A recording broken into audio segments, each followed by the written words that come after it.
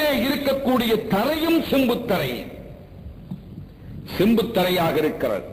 இரண்டும் சேர்ந்து அதை உஷ்ணமாக ஆக்கி நெருப்பு தண்ணிக்குள்ளால் மனிதன் தத்தளித்துக் கொண்டிருக்கக்கூடிய ஒரு பயங்கரமான நிலைதான் மஹ்ஷர் என்பதை இந்த ஹதீஸுகள் சுட்டிக்காட்டுகிறது.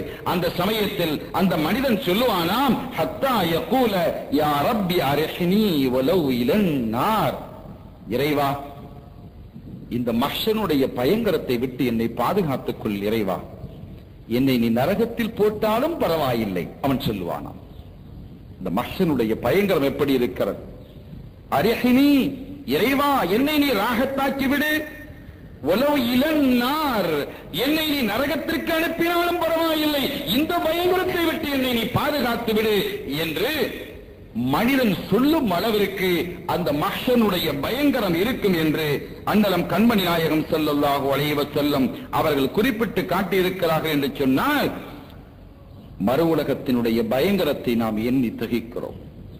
அருமையானவர்களே, அந்த நேரத்தில் யாரும் யாருக்கும் உதவியாளர்களாக வர முடியாத அந்த நேரம், யாரும் யாருக்கும் உதவியாளர்களாக வரமாட்டார்கள்.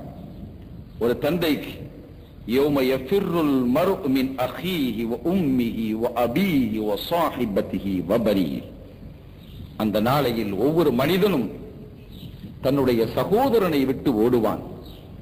இந்த உலகத்தில் உயிருக்கு உயிராக இருந்த சகோதரர்கள், அன்புக்கு அன்பாக இருந்த மக்கள், ஆசையோடு இருந்த மனைவியர்கள், பெற்றெடுத்த தாய்மார்கள், தந்தையர்கள் யாரும் தங்களுடைய பிள்ளைகளையோ பெற்றோர்களையோ சகோதரர்களையோ கணவன் மனைவியையோ மனைவி கணவனையோ எண்ணி பார்க்கும் காலம் அல்ல. உயிருக்கு உயிராக நேசிக்கக்கூடிய பிள்ளையாக இருந்தாலும் கூட தன்னுடைய தந்தையையோ தாயையோ ஏறிட்டு பார்க்க முடியாத ஒரு பயங்கரம். அந்த பயங்கரத்திற்கான ஒரு வார்த்தையை அரபியிலே சொல்வதாக இருந்தால் அது மஹ்ஷர்.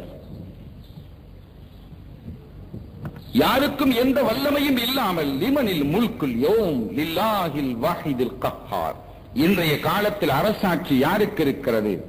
உலகத்தில் ஆண்டவர்களே, ஆளுமை படைத்தவர்களே, அதிகாரிகளாக இருந்தவர்களே, அதிகாரங்களை தங்களுடைய கையிலே குவித்து வைத்துக் கொண்டு மக்களை எல்லாம் ஆட்டி படைத்தவர்களே, லிமனில் முல்குல் யௌம், அரசாட்சி செய்தவர்களே, இன்றைய அரசாட்சி யாருக்கு உரியது?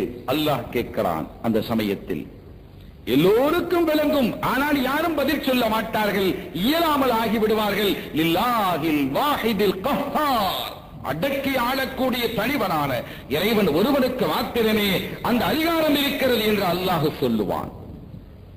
எல்லோரும் தத்தளித்துக் கொண்டிருக்கக்கூடிய அந்த காலகட்டம், மக்கள் எல்லாம் தவித்து போய் நிற்கக்கூடிய அந்த வேளையில் மக்களுக்கு உதவுவதற்காக யாரும் வரமாட்டார்கள்.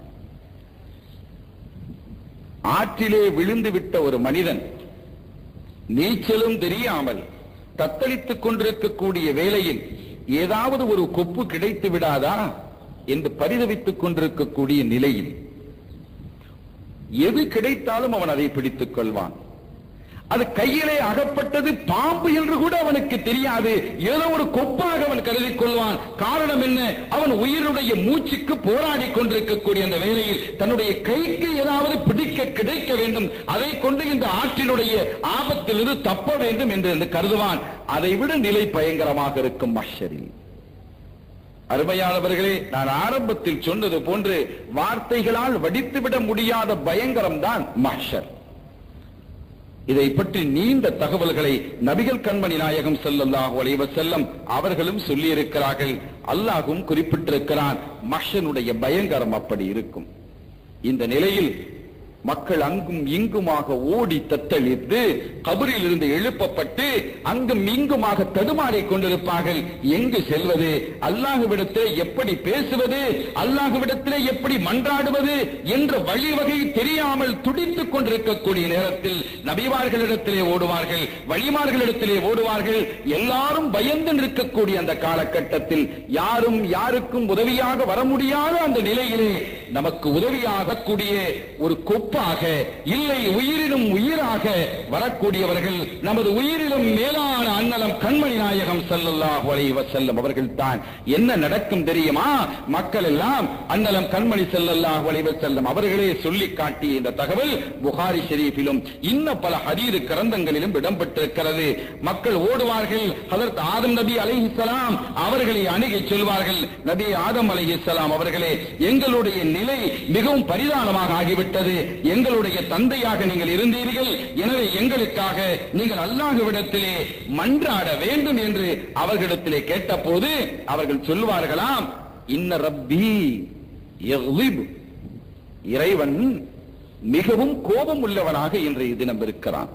அல்லாஹ் மிக கோபம் உள்ளவனாக இருக்கிறான்.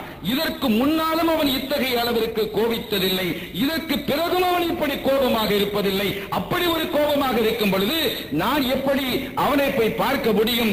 எனவே அது மாத்திரமல்ல, ஒரு கட்டத்தில் அல்லாஹ் சுவலோகத்திலே என்னை குடியிருத்தி சுகந்தங்களை என் மீது வாரி வழங்கிய போது நான் அல்லாஹ்வினுடைய ஒரு சொல்லுக்கு ஒரு சிறு மாறுதலை செய்தேன். வலா தக்ரபா ஹாதிஹி ஷஜரா என்று அல்லாஹ் சொன்னான். நீங்களும் உங்களுடைய மனைவி ஹவ்வா அலைஹிஸ்ஸலாம் அவர்களும் இந்த மரத்தை நெருங்கக்கூடாது என்று சொன்னபோது நான் நெருங்கி விட்டேனே, அதை நினைத்து நான் யோசித்துக் கொண்டிருக்கிறேன். எனக்கு முடியாது, வேண்டுமானால் நபி இப்ராஹிம் கலீலுல்லாஹ் அலைஹிஸ்ஸலாம் அவர்களிடத்தில் செல்லுங்கள். இன்னொரு தகவலின்படி நபி நூஹ் அலைஹிஸ்ஸலாம் அவர்களிடம் செல்லுங்கள்.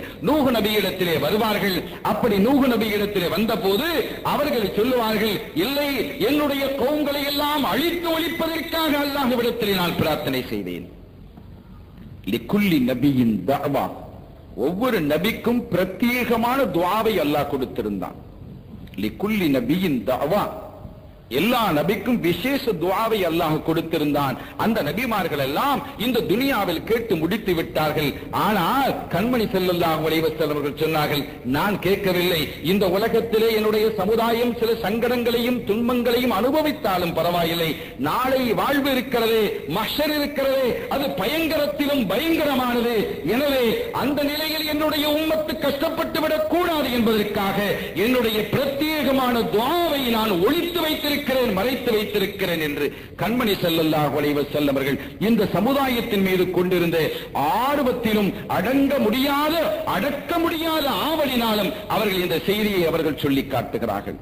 அருமையான பெருமக்களே, ஆகவே நபி நூஹ் அலைஹிஸ்ஸலாம் அவர்கள் சொன்னார்கள், எனக்கு தந்த அந்த பிரத்யேகமான துஆவை நான் மக்களுக்கு கேடாக கேட்டு முடித்து விட்டேன். எனவே என்னால் முடியாது, நீங்கள் இப்ராஹிம் அலைஹிஸ்ஸலாம் அவர்களிடம் சொல்ல, அவர்களும் ஒரு காரியத்தை சொல்லி, என்னால் முடியாது, நீங்கள் கலீமுல்லாஹ் அல்லாஹ்வோடு வசனித்து விட்ட நபி மூசா அலைஹிஸ்ஸலாம் அவர்களோடு சென்று நீங்கள் பேசுங்கள் என்று சொல்ல, அவர்களும் முடியாது. ஒரு காரியத்தை அவர்களும் சொன்னார்கள், ஒரு மனிதனை நான் குத்தி விட்டேன், மூசா அலைஹி என்று அல்லாஹ் குர்ஆனிலே சொல்கிறான். ஒரு குற்றம் செய்யாத, யாரையும் கொலை செய்யாத ஒரு மனிதனை சிறு ஒரு தவறு செய்ததின் காரணத்தினால் நான் ஓங்கி குத்தினேன், அவன் செத்து போய்விட்டான். இப்படிப்பட்ட ஒரு நிலையில் இறைவனை எப்படி நான் சந்திப்பது என்ற அச்சத்திலே இருக்கிறேன் என்று இறைவனோடு இந்த துனியாவிலேயே வசனித்து விட்ட ஹதரத் மூசா அலைஹிஸ்ஸலாம் அவர்கள் சொல்வார்கள், என்னால் முடியாது, நீங்கள் ஈசா அலைஹிஸ்ஸலாம் அவர்களிடத்தில் செல்லுங்கள் என்று சொல்ல, நபி ஈசா அலைஹிஸ்ஸலாம் அவர்களிடத்திலே வருவார்கள். அவர்களும் சொல்வார்கள், என்னை மக்கள் இறைவனாக வணங்க தலைப்பட்டு விட்டார்கள், எனவே எனக்கும் ஒன்றும் செய்ய முடியாது. நானும் பார்க்கிறேன், உங்களினுடைய பிரச்சனைகள், உங்களுடைய துன்பங்கள், இந்த மஹ்ஷருடைய அமளிகள் நீங்க வேண்டும் என்றால் அதற்கு ஒரே ஒரு வழிதான் இருக்கிறது. அது உயிரிலும் மேலான கண்மணியும் நாயகம் ஸல்லல்லாஹு அலைஹி வஸல்லம் அவர்களிடத்திலே செல்லுங்கள் என்று சொன்னபோது மக்கள் என்று சொன்னால் இந்த உம்மத்து மாத்திரமல்ல பெருமக்களே, உலகத்திலே பிறந்து விட்ட எல்லோரும் வருவார்கள் ஸல்லல்லாஹு அலைஹி வஸல்லம் அவர்களிடத்தில். அவன் முஸ்லிமாக இருக்கட்டும், காஃபிராக இருக்கட்டும், முனாஃபிக்காக இருக்கட்டும், முஷ்ரிக்காக இருக்கட்டும், ஏவனாக இருக்கட்டும், யாராக இருந்தாலும் எல்லோரும் ரசூல் ஸல்லல்லாஹு அலைஹி வஸல்லம் அவர்களிடத்தில் வருவார்கள். அந்த முதல் ஷஃபாஅத் எல்லோருக்கும் பொதுவானது என்பதை ஹதீதுகள் சொல்லி காட்டுகிறது. கண்மணி ஸல்லல்லாஹு அலைஹி வஸல்லம் அவர்கள் தங்களுக்காக தரப்பட்ட முதல் ஷஃபாஅத்தினுடைய ஷஃபாஅத் 8 வகை இருக்கிறது. அதில் ஒன்று, முதலாவது எல்லோருக்குமாக அதை வழங்கப்பட்டு இந்த மஹ்ஷரினுடைய பணிகள் துவக்கப்படக்கூடிய வேளை அது. மஹ்ஷருடைய பணிகள் துவக்கப்படுவதற்கு பல ஆண்டுகள் ஆகிவிடுகிறது. எப்படி என்றால் நபி ஆதம் அலைஹிஸ்ஸலாம் அவர்களிருந்து நபி நூஹ் அலைஹிஸ்ஸலாம் அவர்களிடத்திலே வரக்கூடிய அந்த காலத்தை பற்றி சொல்லும் பொழுது 500 வருடங்கள் என்று சொன்னார்கள் பெருமக்கள். நபி நூஹ் அலைஹிஸ்ஸலாம் அவர்களிடமிருந்து நபி இப்ராஹிம் அலைஹிஸ்ஸலாம் அவர்களிடம் வருவதற்கு 500 வருடங்கள், நபி இப்ராஹிம் அலைஹிஸ்ஸலாம் அவர்களிடமிருந்து மூசா நபியிடமும், மூசா நபியிடமிருந்து ஈசா நபியிடமும், ஈசா நபியிடமிருந்து கண்மணி ஸல்லல்லாஹு அலைஹி வஸல்லம் அவர்களிடம் வருவதற்கு ஒவ்வொரு நபிகளுக்கும் இடையிலே 500 வருடங்கள் ஆகிவிடுகிறது. அவ்வளவு பெரிய பயங்கரத்தில் அவர்கள் வீழ்ந்திருப்பார்கள்.